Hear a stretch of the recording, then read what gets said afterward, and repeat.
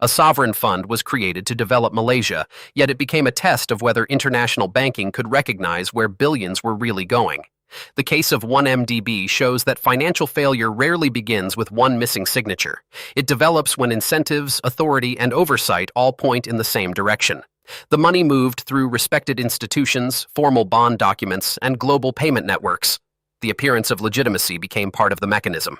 1MDB, or One Malaysia Development Berhad, was established by the Malaysian government as a state investment fund. Its stated purpose was economic development, including projects and partnerships intended to attract investment. Because it was connected to the state, international banks could treat its debt as carrying political importance. That status also created a danger. When a government-backed borrower asks for financing, commercial pressure can make scrutiny feel like an obstacle rather than a responsibility. Investment banking is built around arranging transactions.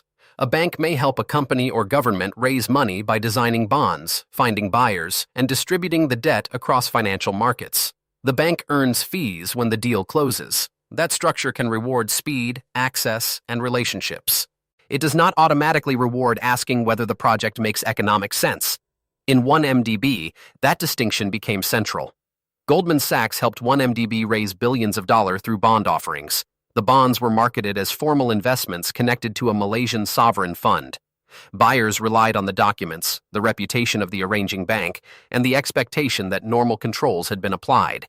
The transactions therefore carried more than financial value. They carried institutional credibility. Each layer of credibility made the underlying flow of money harder for outsiders to question. The fees were unusually important because large, complex bond deals can generate substantial revenue for an investment bank. That creates a basic conflict inside the organization. A transaction may look attractive to the business division that wins it, while appearing risky to the compliance staff expected to examine it. If internal priorities favor closing the deal, warnings can be treated as delays, disagreements, or technical issues rather than evidence that the transaction needs to stop. The relevant warning signs were not limited to one document. They included the fund's unusual structure, the involvement of politically connected figures, the movement of money through multiple jurisdictions, and uncertainty about who ultimately controlled certain entities. These are precisely the conditions that financial compliance is designed to examine. Compliance means checking the origin and destination of funds, identifying the real people behind companies, and assessing whether a transaction fits its stated purpose. The difficulty was that every individual step could appear explainable. A bond issue can be legitimate. A foreign account can be legitimate. A consultant, joint venture, or intermediary can be legitimate. But a sequence of individually plausible steps can produce an obviously risky pattern when viewed together. The system failed partly because responsibility was divided. Each team saw a section of the map, while no one acted as though they owned the whole journey. Corporate governance made that problem worse. A state fund is not governed exactly like a private company with independent shareholders. Political authority, public money, and commercial decision-making can overlap.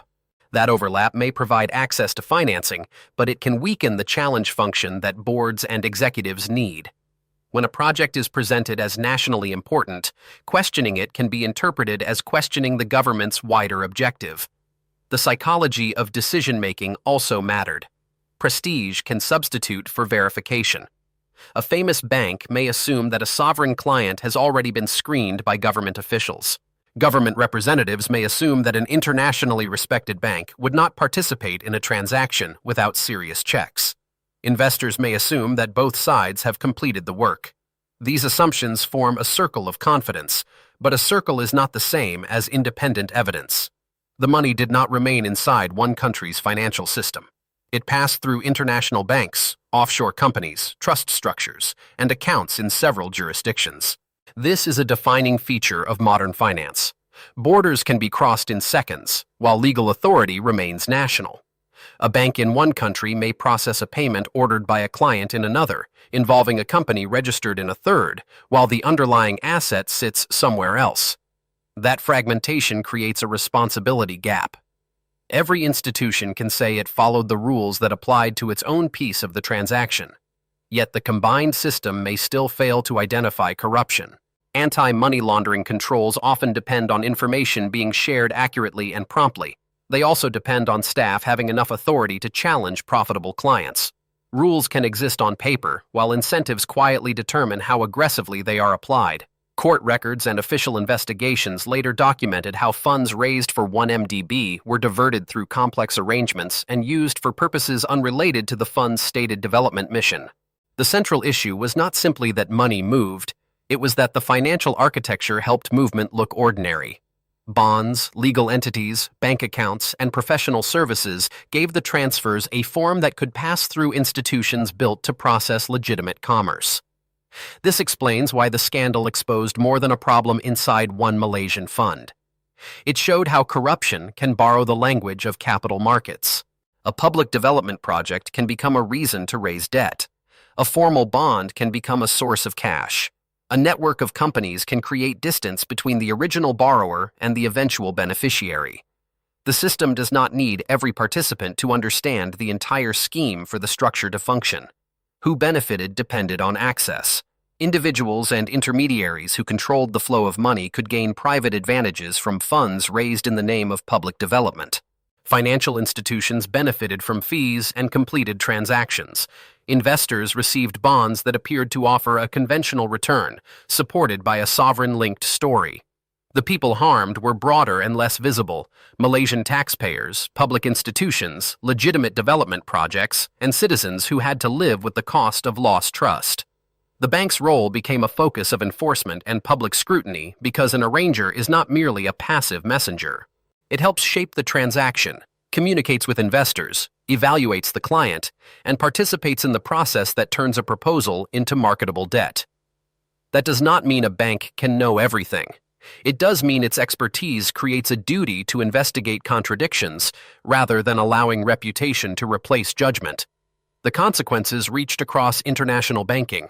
Authorities in multiple jurisdictions examined the conduct of banks, intermediaries, and officials connected to the transactions. The investigations demonstrated that a failure in one country can create legal and financial exposure in many others. Correspondent banks, which process payments for institutions without direct access to every market, became part of the wider chain. Their systems can transmit funds efficiently, but they often depend on information supplied upstream. Regulation struggled because the financial system had evolved faster than cooperation between regulators. One agency may supervise securities issuance. Another may oversee banks. A third may investigate corruption. A fourth may control public finance. Each mandate is reasonable on its own, but misconduct often occurs between mandates. The 1MDB case showed that coordination is not an administrative detail. It is a core defense against transactions designed to exploit institutional boundaries. The episode also challenged the idea that sophisticated markets automatically produce reliable outcomes. Investors had access to professional documents, established banks, and recognized financial infrastructure. Yet, sophistication can conceal as well as reveal. Complex structures may be used for legitimate tax, financing, or investment purposes, but complexity also increases the cost of checking the facts. When the cost of asking questions is immediate and the cost of missing a problem is delayed, organizations may choose convenience. That is the fee-first culture in its simplest form. It does not require every employee to approve corruption. It requires only that revenue, status, and client relationships receive more weight than unresolved risk. A warning can be softened in a meeting. An unusual payment can be described as a matter for another department. A senior relationship can discourage escalation. Over time, the organization learns that controls are real in theory, but negotiable in practice. The lesson for corporate boards is practical. Governance should not measure compliance by the number of forms completed. It should ask whether independent staff can challenge a profitable transaction, whether senior managers receive bad news early, and whether the stated purpose of borrowed money matches its actual movement. A control that cannot interrupt revenue is not a control with much power. It is a record of what the institution wished had happened. The lesson for regulators is equally concrete. Following the money requires connecting data across institutions, countries, and legal entities.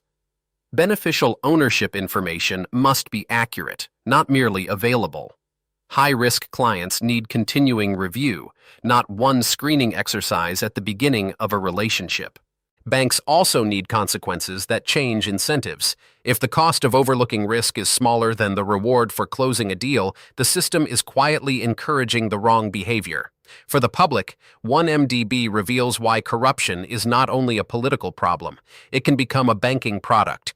Public borrowing can move through private markets, and private markets can convert questionable decisions into apparently normal investments. The result is a transfer of risk. Connected beneficiaries may receive immediate gains, while citizens inherit debt, damaged institutions, and fewer resources for the development the fund was meant to support. The case also offers a useful analogy. International finance resembles a relay race across many jurisdictions. One institution receives the baton, another records it, and another transfers it onward. If every runner checks only the handoff, the race can continue even when nobody asks where the baton came from. Effective compliance requires someone to reconstruct the entire route. Otherwise, fragmentation becomes a form of camouflage. 1MDB therefore exposed a systemic failure in international banking without requiring the entire system to be corrupt. It showed how ordinary incentives can combine with weak governance, fragmented oversight, and misplaced trust. The most important question is not whether institutions can create more rules. It is whether they will give people enough authority to stop profitable transactions when the facts do not fit the story. If reputation can travel faster than verification, what else might the system be carrying? If you enjoy breaking down the incentives, decisions, and systems behind corporate scandals, not just the headlines, subscribe for new investigations every week, because understanding why it happened is the best way to recognize it happening again.